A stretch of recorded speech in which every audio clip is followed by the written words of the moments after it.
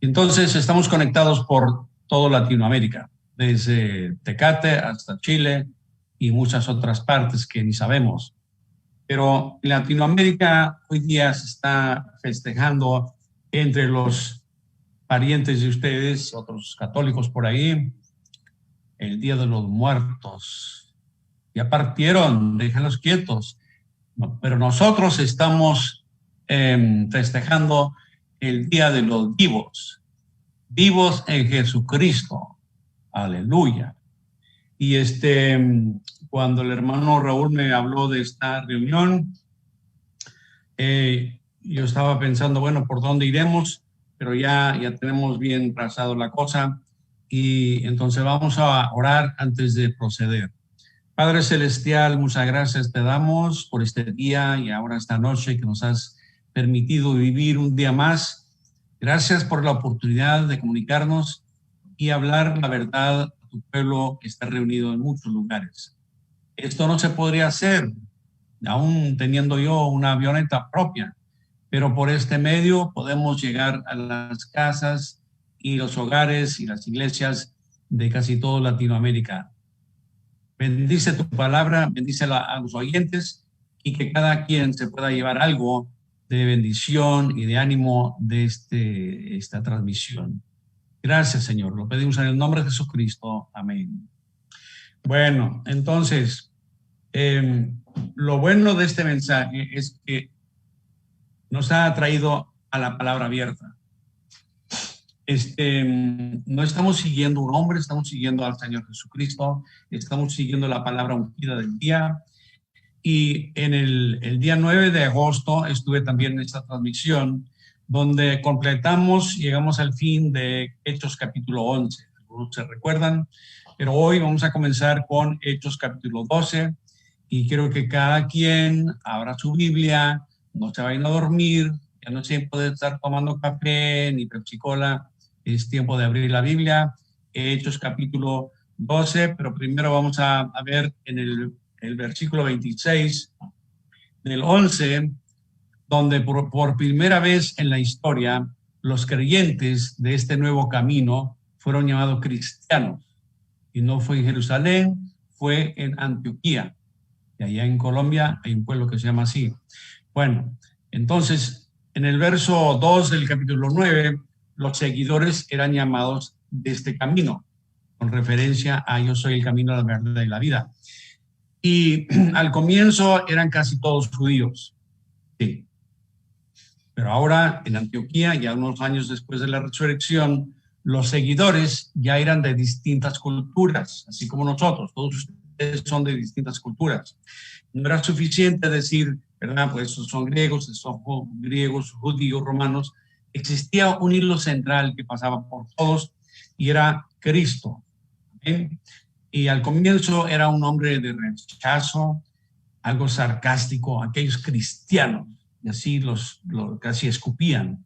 Pero el nombre les cayó bien y llegó a ser un título de honor. Amén. Entonces la iglesia en Antioquía estaba creciendo a diario. Y desde Jerusalén bajaron algunos profetas. Esto viene, se puede leer en el capítulo 11 del 27 al 30. Uno en particular era un profeta que se llamaba Ágabo y vino para anunciar que venía un gran hambre.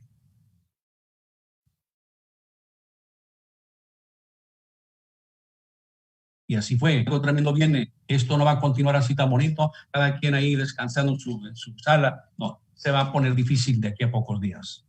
Entonces uno puede estudiar la historia, leer de César Claudio, el cuarto emperador de Roma, que fue un gobernante muy malo. Fue durante su tiempo que ocurrió el hambre. También él fue quien sacó a todos los judíos de Roma y también a muchos cristianos. Pero en la primera demostración de afecto fraternal, la iglesia en Antioquía mandó ayuda misionera, dinero. Mandaron una ayuda misionera en las manos de Bernabé y de Saulo a los santos en Judea que estaban sufriendo. Esta gente vivía su cristianismo. No era cuestión que Dios te bendiga y no le das ni un centavo, no. no simplemente citando que el profeta dijo y que yo creo y que tú no crees y discutiendo. No, verdaderamente amaban al prójimo. Amén. La palabra se manifestaba en sus vidas diarias. Entonces Jesucristo vivía en aquel primer siglo porque la gente creía y estaba totalmente rendida al Espíritu de Dios. Jesús dijo en Juan 13:35, presto conocerán los vecinos y toda esa gente conocerán que sois míos. ¿Cómo? Si llevan una cierta hebilla, si llevan una foto del profeta. No. El amor que tenéis el uno para con el otro. Amén. Bueno, entonces, capítulo 12, verso 1. En aquel mismo tiempo el rey Herodes echó mano a algunos de la iglesia para maltratarles. Ok, este rey Herodes, eran 7 miembros de la familia Herodes en las escrituras, existen, ¿verdad? Otro estudio aparte, pero todos eran contrarios a Dios, malvados y respaldados por Roma. Este rey Herodes, Agripa, sintiendo demasiado poderoso y mostrando ser normalmente arrogante, pensó que sería del agrado de los judíos si les pusiera presión a los cristianos. ¿Qué pasó? Verso 2. Y mató a espada a Jacobo, hermano de Juan. Asesinó al hermano Jacobo. Esto era Jacobo y Juan, eran de Mateo 4, los hijos de Zebedeo. Y esto ahora da comienzo a la 5ª persecución. Entonces, de la historia sabemos que este Jacobo, hijo de Zebedeo, era un pescador cuando Jesús los llamó a él y su hermano a una vida de ministerio. Ahora, estamos estudiando aquí las escrituras. Ojalá que cada quien, ¿verdad?, esté poniendo atención, haga sus apuntes y no estén jugando con la cámara. Pero Jesús los llamó y Jacobo era un líder fuerte en la iglesia. Llegó el día cuando le cortaron la cabeza. El oficial romano que siempre guardaba a Jacobo, era su guardia, observó y quedó impresionado de cómo Jacobo defendió su fe en el juicio. ¿Ven?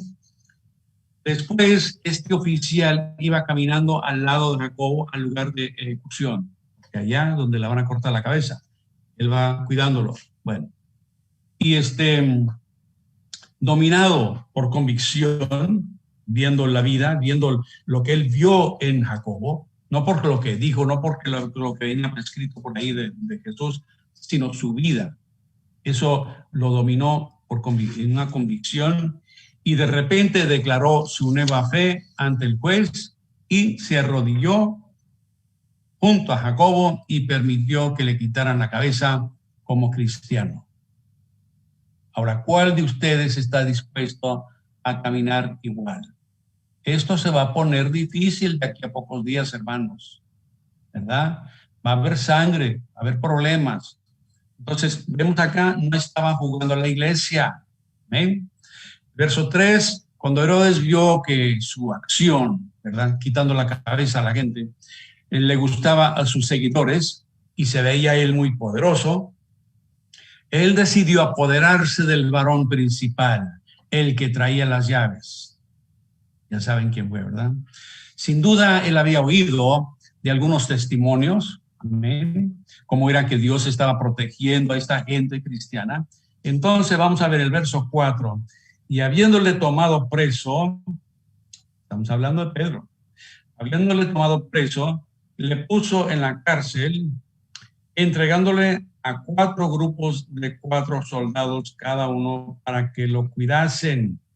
16 soldados, y no eran reclutas de ayer, eran soldados fuertes con armas, bueno, tremendos. Y se proponía sacarle al pueblo después de la Pascua. Ok, entonces estos 16 soldados fuertes, robustos, estaban cuidando un predicador por algunos días hasta que pasaran la Pascua y luego lo van a sacar y quitar la cabeza. Bueno, mientras él está en la cárcel, hay una oración ferviente, 7 por 24. ¿verdad? Toda la noche, todo el día, amén. Una cadena. Entonces, aquí está el cuadro. Pedro está en la prisión con cadenas en cada brazo y las mismas cadenas en brazos de 2 soldados. El hombre clave de Dios durmiendo en la prisión con un soldado robusto a cada lado y otros 14 vigilando las puertas, etcétera. Bueno, entonces un cierto día Herodes arregló la agenda para traer a Pedro ante él para quitarle la vida. ¿Ok? Pero apenas unas horas antes, no mucho tiempo, pero unas horas antes, todavía cuando estaba oscuro, Pedro está dormido tranquilamente en la prisión entre estos 2 soldados y en el 7 de repente aparece un ángel, una luz resplandeciente. Suena como algo conocido. Así llegó el ángel a William Branham, una luz resplandeciente. Entonces el ángel le tocó a Pedro y le dice, levántate pronto. Y en eso sé que le cayeron las cadenas. Pero los soldados siguieron dormidos. Así dice la Biblia. En el verso 8, el ángel le dice, cíñete, o sea, vístete, ponte las sandalias. Bien, lo hizo. Y ponte el saco, sígueme.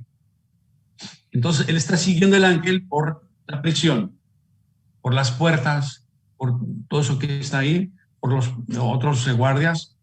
Pero él no está seguro si esto es una visión, si es algo real.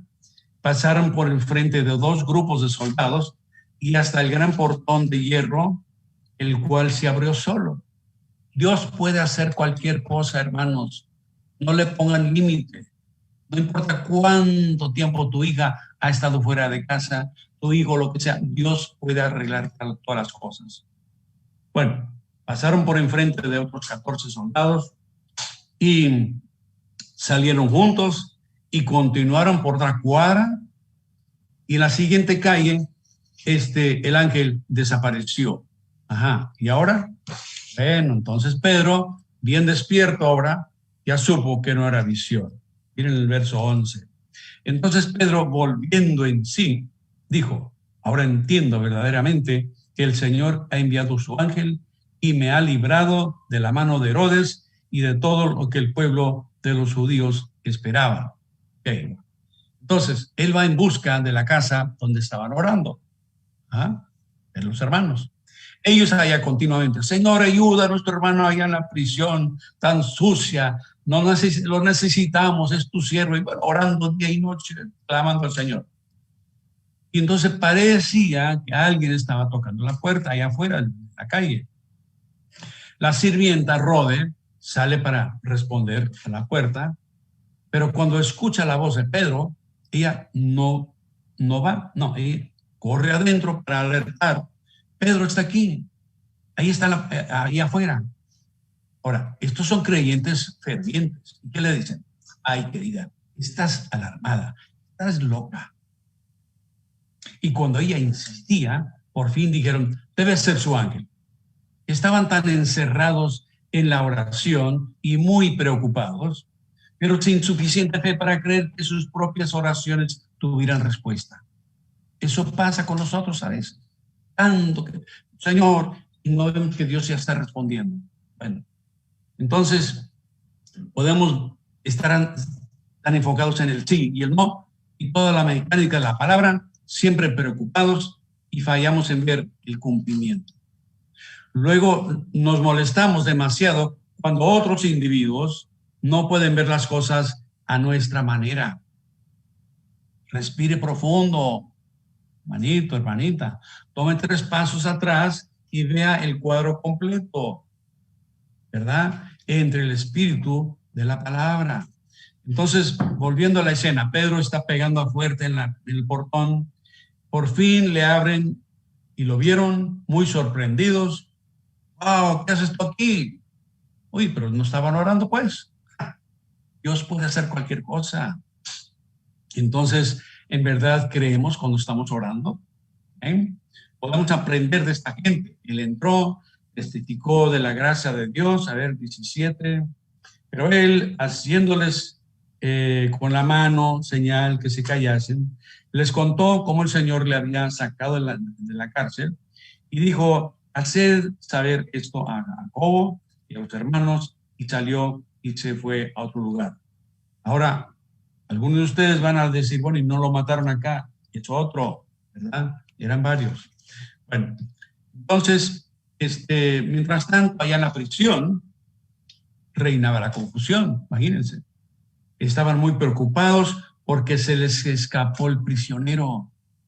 Herodes manda a traer el prisionero, pero nada, llegan con las manos vacías. Y como el rey no creía en nada sobrenatural y sin una buena explicación, él cree que los guardias lo han soltado y manda quitarle la cabeza a todos los 16. Así es como arreglaban las cuentas. Bueno, del 20 al 23, Herodes tenía muchos problemas con sus oficiales y había muchas quejas, por eso se fue de vacación y se fue a su casita que hay en la costa del Mediterráneo. Y entonces él decretó cierto día que iba a hablar con el pueblo. Se vistió con su mejor traje. Ahora, esto lo estamos detallando porque es importante que ustedes, cada uno, se meta y lea las palabras de su Biblia. Esta Biblia la tenemos más de 400 años, ¿verdad? Es importante. Esto es a donde el profeta nos trajo. Este es el absoluto del profeta. Por eso es importante. Bueno, entonces tenemos a Herodes con su uniforme, su mejor vestimenta, y todo el mundo estaba tan orgulloso de su tremendo líder y cómo dominaba el idioma, y dijeron la voz, o sea, la voz de Dios y no de hombre, ¿verdad? Oh, esto es divino. Él tenía mucho orgullo y era arrogante y en verdad estaba ungido con un espíritu. A ver, ¿qué dice el 23? Al momento, un ángel, o sea, el pueblo lo está alabando, voz de Dios y no de hombre. Al momento, un ángel del Señor le hirió por cuanto no dio la gloria a Dios y expiró comido de gusanos. Ajá. Con Dios no se juega. Cuidado las palabras que digas. No se juega con Dios, nunca. Miren, hace, creo que son 6 años ya, en una parte del África, allá lo contaron, había un predicador de este mensaje, ¿ok? Él con su palabra hablada, ahí predicando a la gente. Y luego le entra un espíritu y él dice, y nuestro profeta William Branham es más grande que Jesucristo mismo. Y él tomó esa foto de Jesucristo, la que tenemos, que quizás así se parezca, lo rompe y le da una patada a la foto y de repente él cae muerto, así como cayó muerto ahí, ¡pum! Y era un hombre sano. Entonces la gente, bueno, ¿qué hacemos con esto? Bueno, lo quieren llevar a 3 kilómetros a donde él vive para enterrarlo allá. Pero ¿qué pasó? En el camino los gusanos ya se lo están comiendo y tuvieron que enterrarlo al lado del camino. Igual que aquí con Herodes. La Biblia dice en Éxodo 34:14, porque no te has de inclinar a ningún otro Dios, pues Jehová, cuyo nombre es celoso, Dios celoso es. Entonces, celoso es un nombre de Dios. Éxodo 34:14. Deuteronomio 4:24, porque Jehová tu Dios es fuego consumidor, Dios celoso. Isaías 42:8, yo Jehová, este es mi nombre, y a otro no daré mi gloria, ni mi alabanza a esculturas. Entonces, todas esas imágenes que tiene la Iglesia Católica en toda Latinoamérica, eso es del diablo. Ténganlo por cierto. Dios no comparte su gloria con nadie. Gálatas 6:7. No os engañéis. Dios no puede ser burlado. Y dice, pues todo lo que el hombre sembrare, eso también segará. Porque el que siembra para su carne, de la carne, segará corrupción. mas el que siembra para el Espíritu, del Espíritu segará vida eterna. ¿Amén? Entonces, hermanos, miren, como humanos estamos escogiendo todos los días. Ustedes escogieron no andar en la plaza, sino pegado a la pantalla para oír palabra de Dios, oír cánticos, etc. Entonces, ustedes tuvieron de dónde escoger, ¿verdad? Han escogido obedecer la palabra de Dios, venir ante la predicación de la palabra, entrar en el Espíritu de Dios y dando todo el honor a Dios y su palabra. Otros han escogido otras cosas. ¿Ven? Tengan cuidado con lo que deciden. Bueno, entonces cuando terminamos acá el capítulo 11, Saulo y Bernabé llevaban una ofrenda misionera a los santos en Jerusalén, y ahora al terminar el capítulo 12 cumplieron la misión y volvieron a Antioquía. Entremos al 13, no va a ser muy largo, pero va a ser carne fresca para que lo mastiquen bien y les dé ánimo. Entonces, en el 13, ¿verdad? Hemos estudiado el crecimiento y algunas de las dificultades de la iglesia primitiva, nuestra misma iglesia, pero ahí en el comienzo. Y nosotros hemos sido restaurados al original, ¿verdad? El mapa de Dios está todo en una sola página. Él puede ver el cuadro completo, todo a la vez. Y Pablo, siendo la voz de Dios a aquella primera edad de la iglesia, luego ha venido la voz de Dios en nuestra edad, con la misma calidad de palabra inspirada, las mismas doctrinas de la Santa Biblia, y pronto veremos a estos individuos. Dios ya está, pero hasta acá, con la Odisea, ya pronto nos va a recoger. Entonces, por eso estamos aquí hoy, aquí con ustedes, para alistarnos, para vestirnos bien, para estar preparados. Nuestros hermanos, nuestras hermanas han pasado por pruebas muy graves, persecuciones duras, encuentros con la ley, cárcel y hasta la muerte. Bueno, entonces, en Jerusalén es donde todo esto comenzó. Y desde aquel tiempo hasta el día de hoy ha habido peregrinaciones anuales hacia el aposento alto y vienen de todo el mundo entero. Pero fue la ciudad de Antioquía que llegó a ser el punto céntrico del cristianismo. Para el tiempo de Hechos 13, Antioquía pudo haber sido una ciudad de 500,000 de habitantes. Y la ciudad estaba dividida en 4 partes, con muros: griegos, sirios, africanos y judíos. Pero el evangelio se extiende más allá de cualquier barrera y los une en Cristo Jesús. Miremos Efesios 4, verso 4. Un cuerpo, un espíritu, como fuisteis también llamados en una misma esperanza de vuestra vocación, un Señor, una fe, un bautismo, un Dios y Padre de todos, el cual es sobre todos y por todos y en todos. Pero a cada uno de nosotros fue dada la gracia conforme a la medida del don de Cristo. Bueno, y ahí tuvieron un liderazgo multiétnico en Antioquía. Todo lo estamos viendo en el versículo 1 de capítulo 13. Tenían a Bernabé, griego de Chipre, de una familia sacerdotal, y era el líder del grupo.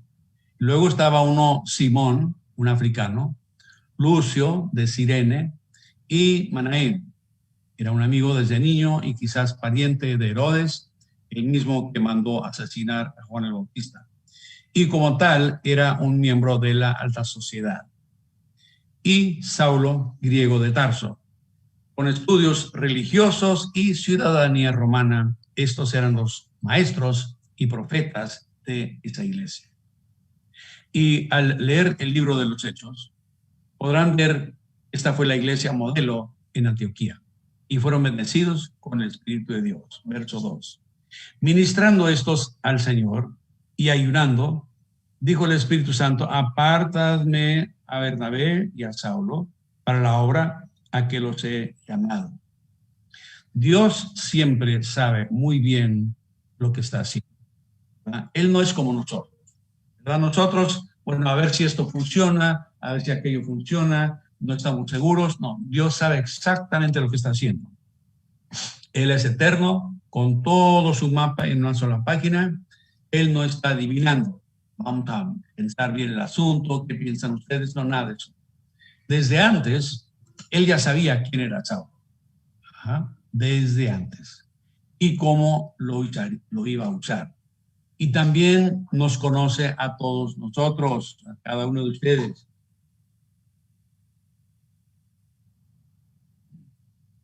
Y desde allá, ¿verdad? Cuando menos pensábamos en Dios, Él ya nos conocía.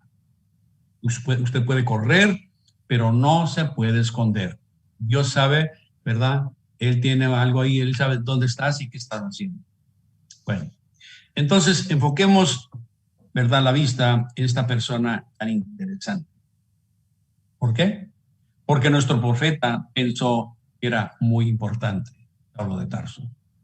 Saulo nació en Tarsis, pero fue criado en Jerusalén.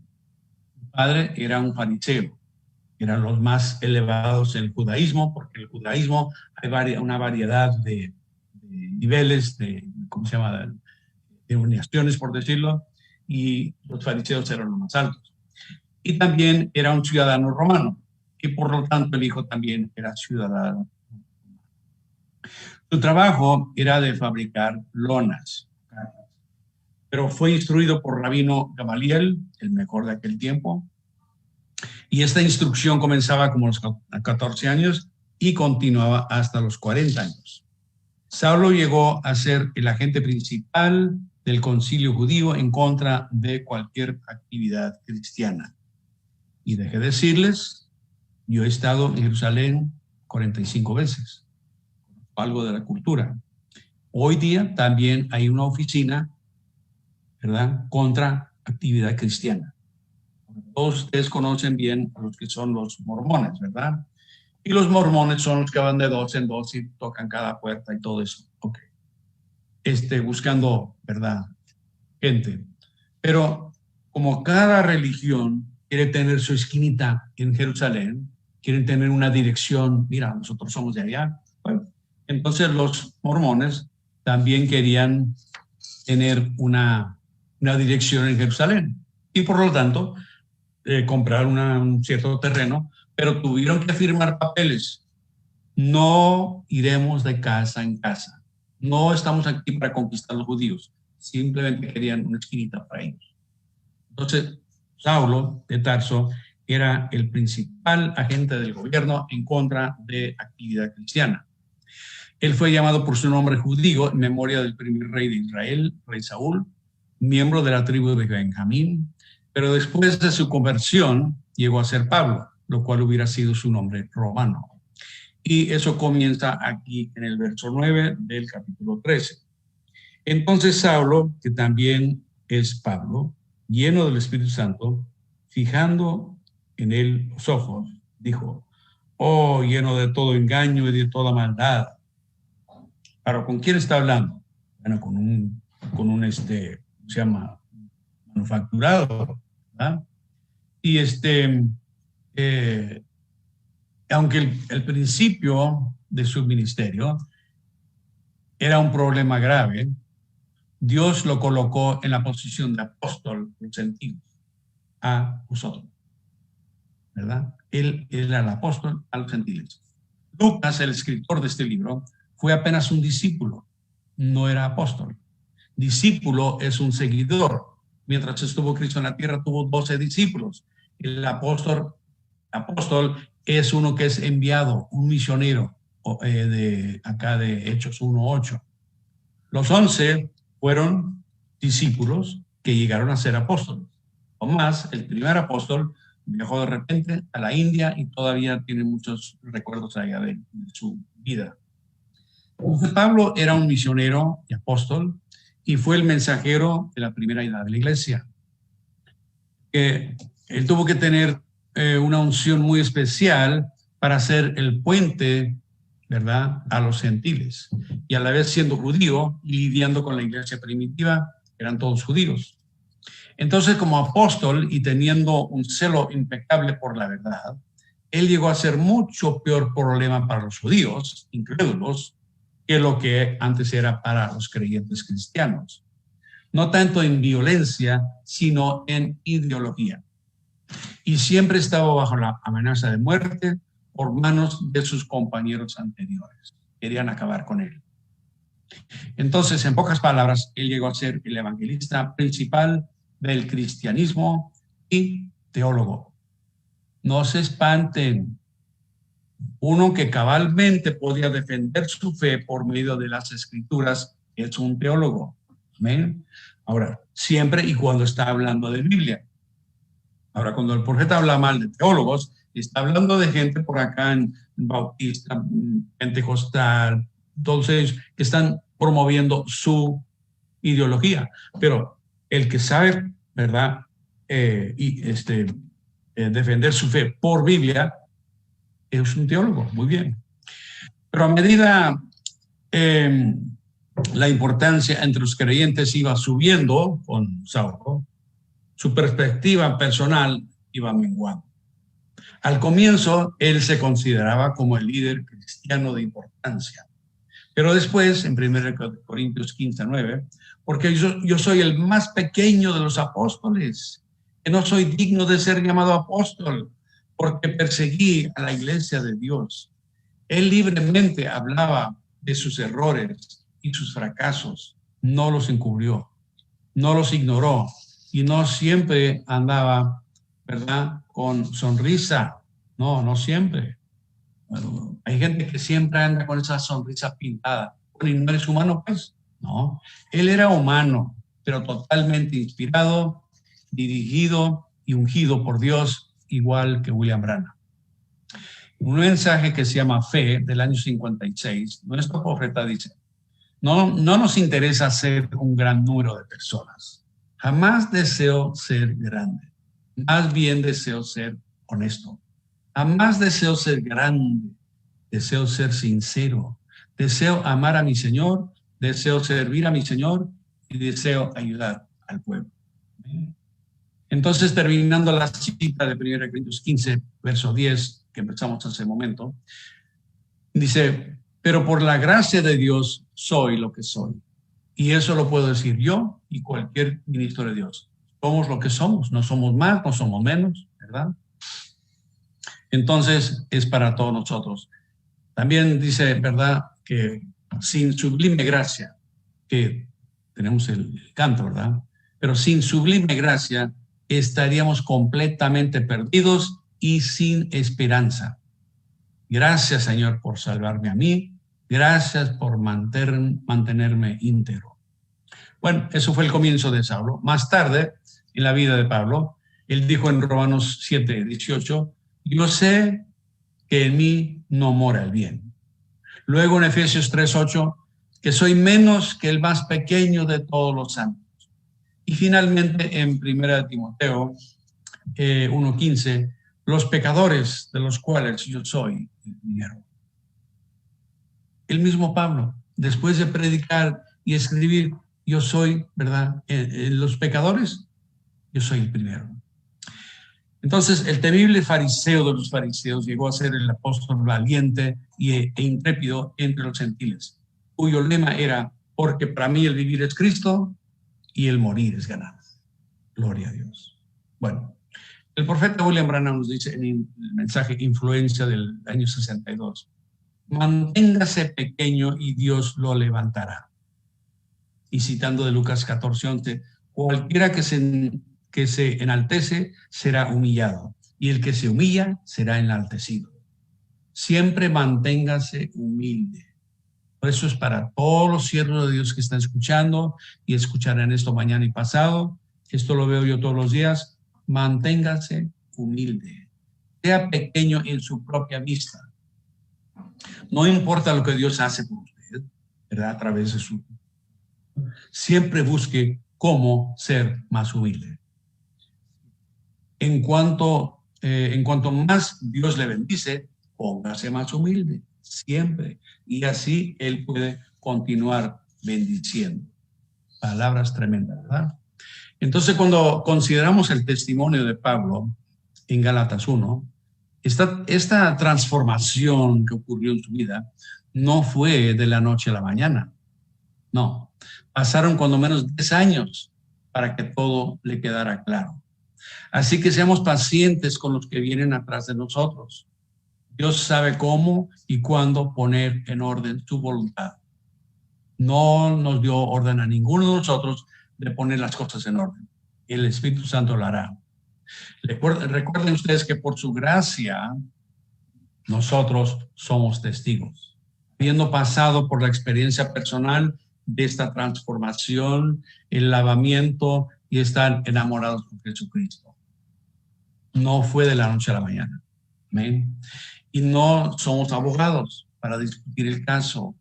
Jesucristo es nuestro abogado, 1 Juan 2:1. No somos jueces, nadie califica, no importa tu nombre. Bueno, volviendo al cuadro. Hechos 13 y verso 3.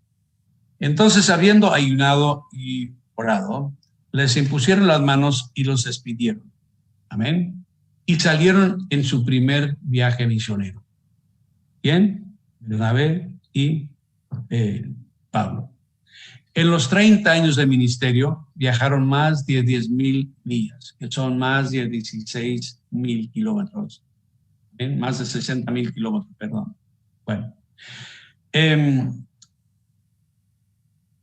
equipo de Saulo, Bernabé y un joven llamado Juan Marcos salieron en barco desde el puerto de Seleucia hasta llegar a Chipre. Pasaron, ¿verdad?, a la isla de Chipre.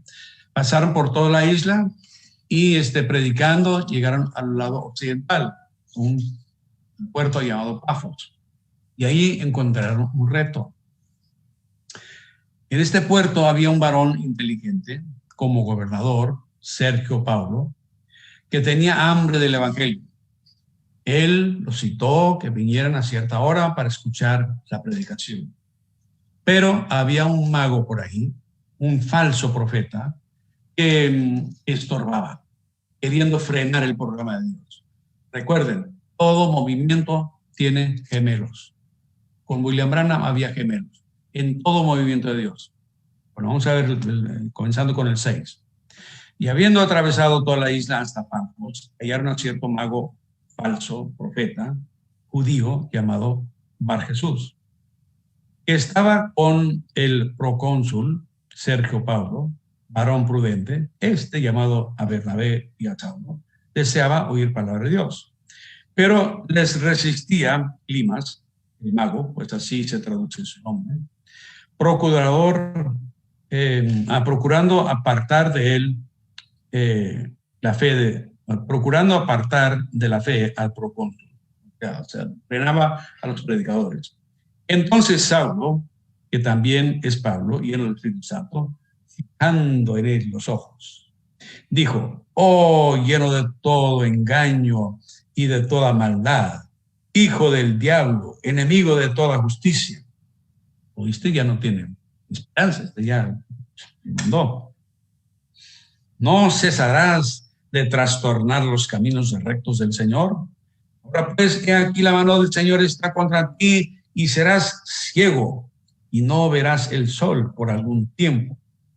E inmediatamente cayeron sobre él oscuridad y tinieblas, y andando alrededor buscaba quien le condujese de la mano. Bueno, esto se está poniendo difícil. Entonces el procónsul, viendo lo que había sucedido, creyó, maravillado de la doctrina del Señor. Bueno, las cosas se pusieron serias de repente, pero todo esto estaba en el plan de Dios. Saulo no estaba ahí, ¿verdad?, con la mano, no, estaba en el plan de Dios. ¿Ven? Todo esto ocurrió ante los ojos del gobernador romano y él creyó. Ni siquiera se le ha predicado. Él vio este milagro y creyó. Por eso tengo. William Branham dice: es algo maldito en la iglesia de Dios que el hombre ponga su mano en el movimiento del Espíritu siempre. Entonces, hermanitos y hermanitas, cuando usted ve algo por ahí que no le conviene, deja quieto. Dios sabe cómo arreglar las cuentas. Él sabe cómo traer el equilibrio. Ven, no depende de nosotros con estas ideas. Dios sabe cómo arreglar las cosas. ¿Ven? Bueno, entonces, es una de las cosas muy difíciles de entender, que todo lo sobrenatural que fue obrado en el misterio del hermano Branham, toda la gente que vio estas cosas, ¿dónde están? ¿Qué pasó con ellos? Pero es que en los siglos XX y XXI estamos lidiando con tres clases de creyentes muy inteligentes. Ese es, ¿verdad?, otro mensaje. Tenemos un testimonio de por ahí en México, y si alguien de ustedes en México sabe de esto, pues escríbanme para tener detalle más claro. Pero parece que andaba por ahí un predicador que tenía éxito en orar por los enfermos y dar espíritus, y esto fue como unos 5 años atrás. Bueno, se le presenta un individuo con demonios y no hallaban qué hacer. Oraban, esto seguía igual, como una pared de brillos. Entonces el varón que estaba, ¿verdad?, predicando, el que estaba orando, él fue por ahí y sacó un libro de la palabra hablada, y en aquellos libros anteriores, en la primera página teníamos, ¿verdad?, la foto del profeta. Entonces le bajó la inspiración, llevó el librito con la columna de fuego y le dice al demoniado: oye, ¿tú has visto esto? Y el demonio dice: sí, él me despidió hace años atrás, allá en el estado de Arkansas. Entonces, ya sabemos quién eres. Entonces oraron por él, en nombre de Jesucristo, y se le fue el demonio. Algo hizo tiempo, nuestro tiempo, ¿verdad? Bueno, el verso 13, viajaron a Perga, y ahí es cuando Juan Marcos se despidió y regresó a su casa. No conocemos toda la historia. Después, con Bernabé animándolo, él llegó a ser una de las piezas claves en la iglesia primitiva. Bueno, vamos a pasar al verso 14. No vamos a estar toda la noche, otro rato nomás. El verso 14. Ellos, pasando de Perge, llegaron a Antioquía de Pisidia y entraron en la sinagoga un día de reposo y se sentaron. Entonces viajaron por tierra hasta un pueblo llamado Antioquía. No se molesten. Es otra de las 16 ciudades de ese nombre. En el 15 llegaron al tiempo de culto. Después de la lectura de la ley y de los profetas, los principales de la sinagoga mandaron a decirles: varones hermanos, si tenéis alguna palabra de exhortación para el pueblo, hablad. O sea, les dan libertad, no saben ni quiénes son, pero vamos a ver qué traen. Entonces llegaron un día de culto, llegaron al lugar correcto, a la hora correcta, y mostraron humildad y respeto. Le dieron la bienvenida para hablar, y del 16 hasta el 41, lo pueden leer después, un tremendo mensaje. Lo dijo todo, citando a los profetas, discerniendo, amonestando y ofreciendo, ¿verdad?, esperanza. Miren, por ejemplo, el verso 16. De la mano dijo: varones israelitas y los que teméis a Dios, oíd. Y de ahí procede, ¿verdad?, con hechos de la historia que no podían negar. El 23, por ejemplo, de la descendencia de David, y conforme a la promesa, Dios levantó a Jesús por Salvador a Israel. Antes de su venida, predicó Juan el Bautista.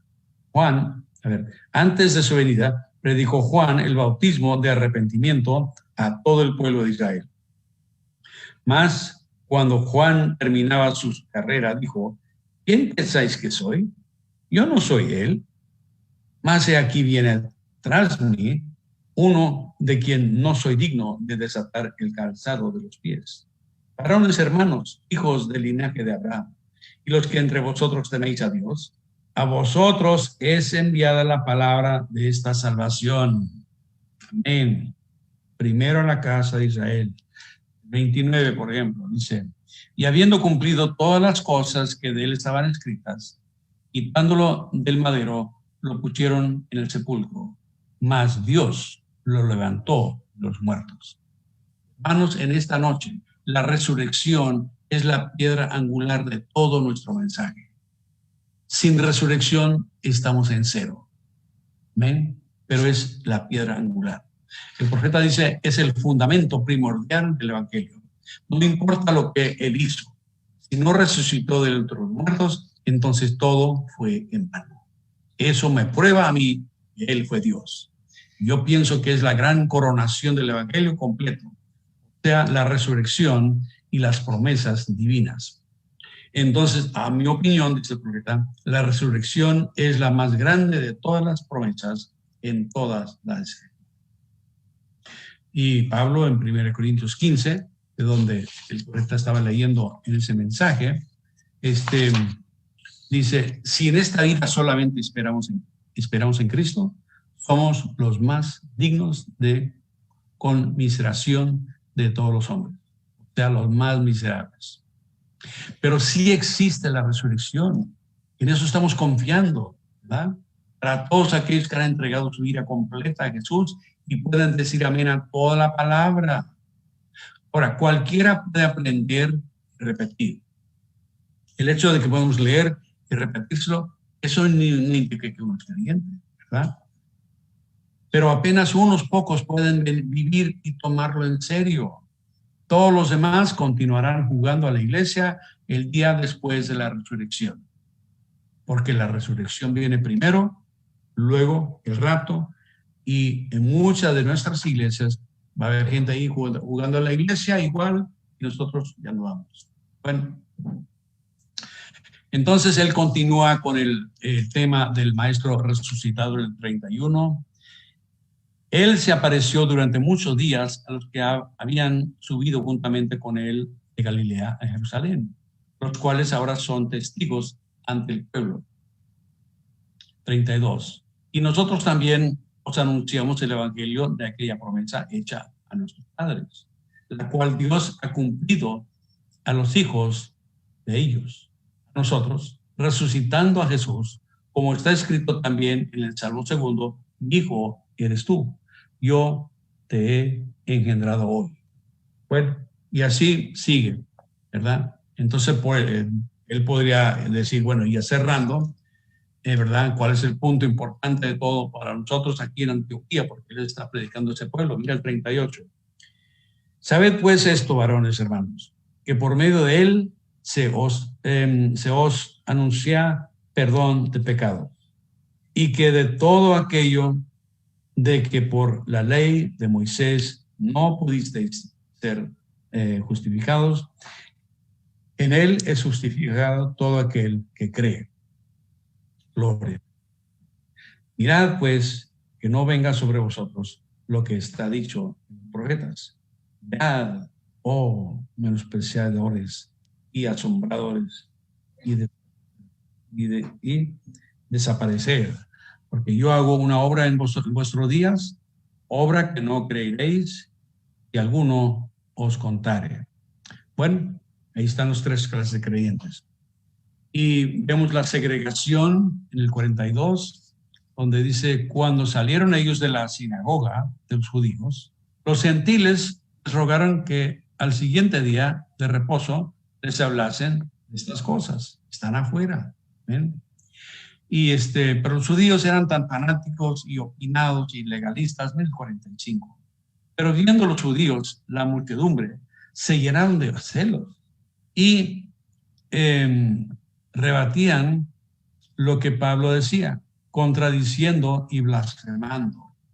Entonces Pablo, con mucho cuidado, pero con mucha fuerza, dijo en el 46, entonces Pablo y Bernabé, hablando con denuedo, dijeron, a vosotros a la verdad era necesario que os hablase primero la palabra de Dios, mas puesto que la desecháis y no os juzgáis dignos de la vida eterna, aquí nos volvemos a los gentiles.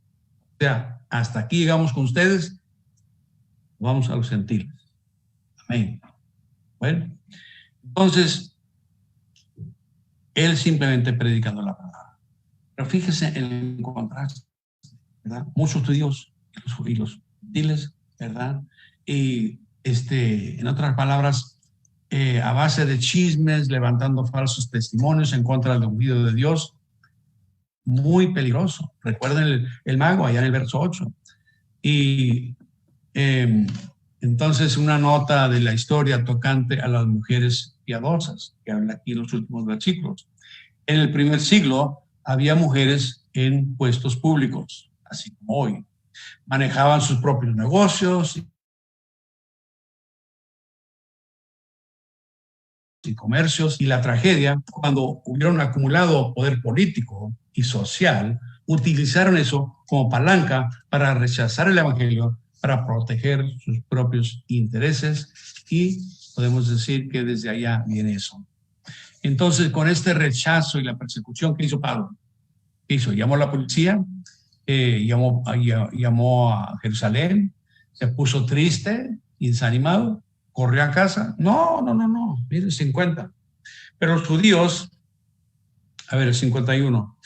Ellos entonces, sacudiendo contra ellos el polvo de sus pies, llegaron a Iconio.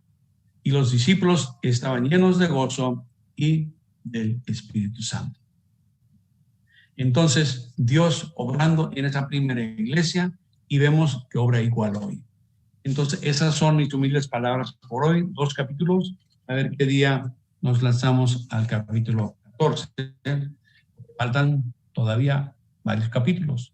Y Dios sabe en qué día se le puede hablar al pueblo.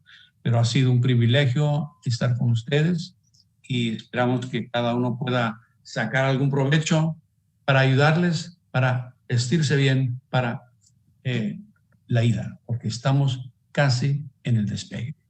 Dios les bendiga.